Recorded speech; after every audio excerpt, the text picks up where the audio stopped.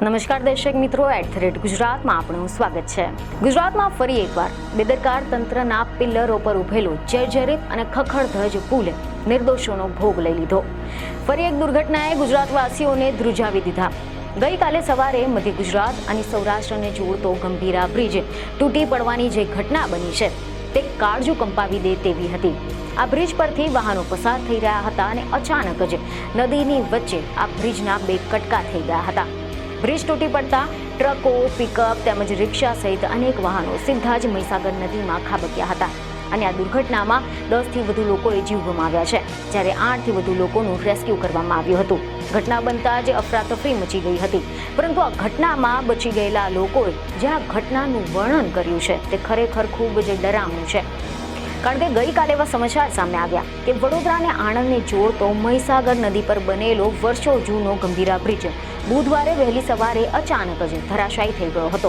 ત્યારે પ્રત્યક્ષદર્શીઓનું કહેવું છે કે પુલ તૂટવાની ઘટના સમયે જાણે કે ધરતીકંપ આવ્યો હોય તેવો આભાસ થયો હતો, જેમાં અનેક વાહનો નદીમાં ખાબક્યા હતા। જોકે કેટલાક લોકોનો આબાદ બચાવ પણ થયો હતો, જ્યારે બચાવ કામગીરીમાં જોડાયેલા સ્થાનિકોની તત્પરતાના કારણે કેટલાક લોકોના જીવ પણ બચી શક્યા હતા। અને આ ભયાવહ દુર્ઘટનાના પ્રત્યક્ષદર્શીઓએ વર્ણવેલી ક્ષણો પણ કોઈને પણ હચમચાવી નાખે તેવી છે, કારણ કે ગંભીરા બ્રિજ દુર્ઘટનાએ કેટલાય પરિવારોને તબાહ કરી નાખ્યા છે, કે જેમનો એક પરિવાર સોનલબેન પઢિયારનો પણ હતો।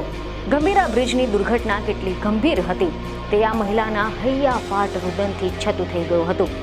સોનલબેન પઢિયારે પોતાના પતિ, 2 વર્ષના દીકરા અને 4 વર્ષની દીકરીને ગુમાવી છે। ગંભીરા બ્રિજ તૂટી પડ્યા બાદ પોતાના દીકરાને બચાવવા માટેની બૂમો પાડતા સોનલબેનનો વિડીયો સોશિયલ મીડિયા પર ખૂબ જ વાયરલ થઈ રહ્યો છે। સોનલબેન પોતાના 2 સંતાનો, પતિની સાથે બગદાણા દર્શન માટે જઈ રહ્યા હતા અને જ્યારે જ બ્રિજ તૂટ્યો ત્યારે તેમની ઇકો કાર બ્રિજ પરથી મહીસાગર નદીમાં ખાબકી હતી અને જેવી જ તેમની ઇકો કાર નદીમાં ખાબકી કે પાછળથી એક ટ્રક કાર પર પડી હતી, જેના કારણે કારમાં સવાર તમામ લોકોના જીવ ગયા હતા। પરંતુ પાછળનો દરવાજો ખોલીને મહા મહેનતે સોનલબેન બહાર નીકળી ગયા હતા અને આમ તેમનો જીવ બચી ગયો હતો। પાણીમાંથી સોનલબેન બહાર આવ્યા બાદ તમે જણાવ્યું કે ગાડીમાં પૂનમ ભરવા માટે બગદાણા જઈ રહ્યા હતા। મારી સાથે 6 જણા હતા। સોનલબેને પોતાના 2 હાથ પહોળા કરીને પોતાના 2 વર્ષના છોકરાની ઓળખ આપી રહ્યા હતા। તે કઠણ કાળજાને પણ હચમચાવી નાખે તેવી ઘટના હતી। સોનલબેને કહ્યું કે મારો આવડો 2 વર્ષનો છોકરો પાણી પી ગયો હશે, મારો ઘરવાળો અંદર છે, મારો જમાઈ અંદર છે, મારા બનેવી છે, બધા જ અંદર છે, પરંતુ તેમને ખબર ન હતી કે જેઓ તેમને શોધી રહ્યા છે તે હવે આ દુનિયામાં નથી રહ્યા। જોકે સોનલબેન પઢિયારની જેમ નદીમાં પડેલા પિકઅપ વાનના ડ્રાઈવર તેમજ તેમની સાથે બાજુમાં બેઠેલા 2 લોકોનો પણ આબાદ બચાવ થયો હતો। મીડિયા અહેવાલોમાંથી એવી માહિતી મળી રહી છે કે બોરસદથી જંબુસર જતા સમયે બ્રિજ પર અચાનક મોટેથી અવાજ આવતા ગાડીમાંથી જયેશભાઈ, અનવરભાઈ અને રઝાકભાઈ નામના 3 શખ્સો કૂદી ગયા હતા। મહત્વનું છે કે આ સમગ્ર ઘટનાની જાણ થતાં તંત્રમાં ભાગદોડ મચી ગઈ હતી। તાત્કાલિક તંત્ર અને સ્થાનિકોની મદદથી મોટા પાયે રેસ્ક્યુ ઓપરેશન હાથ ધરવામાં આવ્યું હતું। તમે જણાવી દઈએ કે અહેવાલ એવા સામે આવી રહ્યા છે કે આ બ્રિજ મહીસાગર નદી પર આવેલો છે। વર્ષ 1981માં આ બ્રિજનું નિર્માણ કરાયું હતું અને 1985માં આ બ્રિજને ખુલ્લો મૂકવામાં આવ્યો હતો। બ્રિજ ધરાશાયી થતાં જ માર્ગ નિર્માણ વિભાગની ગંભીર બેદરકારીની પોલ ખુલી ગઈ છે, કેમ કે સરકારે તો નવો બ્રિજ બનાવવાની મંજૂરી આપી દીધી હતી અને નવા બ્રિજ માટે સર્વે પણ હાથ ધરાયો હતો, પરંતુ આ બ્રિજની હાલત જર્જરિત થઈ ગઈ હતી। તેમ છતાં પણ આ બ્રિજને બંધ કરવામાં નહોતો આવ્યો। જોકે સ્થાનિકોએ તો મીડિયાની સમક્ષ એવા આરોપ મૂક્યા છે કે આણંદ અને વડોદરા જિલ્લાને જોડતો ગંભીરા બ્રિજ ભાજપના શાસનમાં જાળવણીના અભાવે તૂટી પડ્યો છે। ગુજરાત માર્ગ અને મકાન વિભાગની 25 વર્ષના આયુષી અવધિની સાથે બનાવેલો આ બ્રિજ આજે 45 વર્ષે તૂટી પડ્યો છે। તો શું આ બ્રિજ લોકોનો ભોગ લે એની રાહ જોતી આ ભ્રષ્ટાચારમાં લિપ્ત ભાજપ સરકારને કુદરતનો તમાચો વાગ્યો છે? જોકે આ અંગે ગુજરાત સરકારના પ્રવક્તા મંત્રી ઋષિકેશ પટેલે નિવેદન આપ્યું હતું। તેમણે જણાવ્યું કે આ બ્રિજ વર્ષ 1985માં બન્યા પછી સમયાંતરે તેની મરમ્મત કરવામાં આવી હતી। આ બ્રિજનું સમારકામ કરવામાં આવ્યું હતું, પરંતુ કમનસીબે આ દુઃખદ બનાવ બન્યો છે। મુખ્યમંત્રીએ નવો બ્રિજ 212 કરોડ રૂપિયાના ખર્ચે બનાવવા માટે એક તબક્કે મંજૂરી આપી હતી।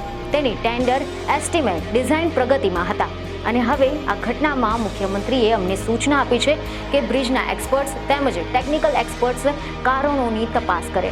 તો બીજી તરફ ગુજરાતના મુખ્યમંત્રી ભૂપેન્દ્ર પટેલે પણ આ ઘટના અંગે દુઃખ વ્યક્ત કર્યું હતું.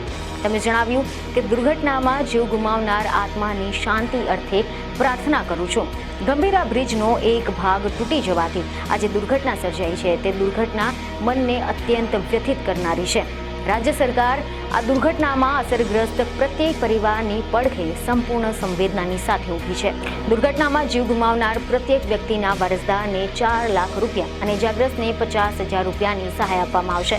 તો આ સિવાય આ દુર્ઘટના પર પીએમ મોદીએ પણ સોશિયલ મીડિયા પર પોસ્ટ કરીને દુઃખ વ્યક્ત કર્યું હતું. તેમણે લખ્યું કે ગુજરાતના વડોદરા જિલ્લામાં પુલ તૂટી પડવાથી થયેલી જાનહાનિ ખૂબ જ દુઃખદ છે.